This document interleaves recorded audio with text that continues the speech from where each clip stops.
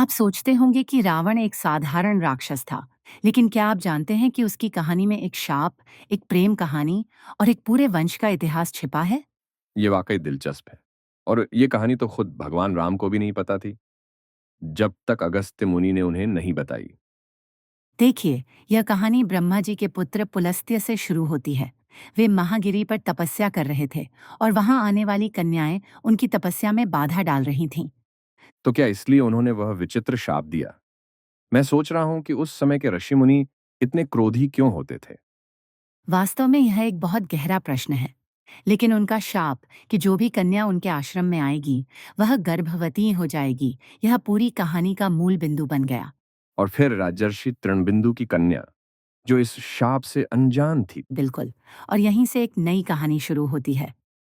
तृणबिंदु ने अपनी कन्या का विवाह पुलस्त्य से करा दिया, जिससे विश्रवा का जन्म हुआ और विश्रवा से ही रावण वंश की शुरुआत हुई। लेकिन इससे पहले राक्षसों का इतिहास भी तो बहुत रोचक है। ब्रह्मा जी ने जल जल जंतुओं को दो वर्गों में बांट दिया, रक्षक और यक्षक। और यहीं से राक्षस और यक्ष जैसी जातियों का जन्म हुआ। राक्षसों में हेती और प्रहेती दो भाई थे, जिनसे आगे चलकर माल्यवान, सुमाली और माली जैसे शक्तिशाली राक्षस पैदा हुए। उन- और इन तीनों ने ब्रह्मा जी से अजेय होने का वरदान भी प्राप्त किया था, है ना? हाँ, लेकिन जैसा कि अक्सर होता है, शक्ति के साथ अहंकार भी आया।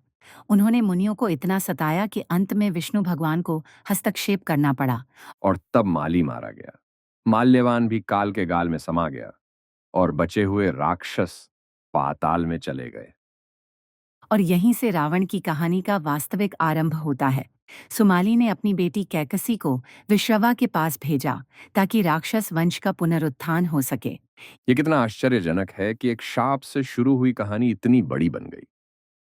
और यही इस कहानी की सबसे बड़ी शिक्षा है कि कोई भी घटना अकेली नहीं होती। हर छोटी घटना किसी बड़ी कहानी का हिस्सा बनती है। बिल्कुल सही कहा। और शायद इसीलिए अगस्त्य मुनि राम को ये कहानी सुना रहे थे, ताकि वे समझ सकें कि उनके महान शत्रु का भी एक इतिहास था। और यह कहानी हमें सिखाती है कि इतिहास कभी भी सरल नहीं होता। हर कहानी के पीछे कई कहानियां छिपी होती हैं।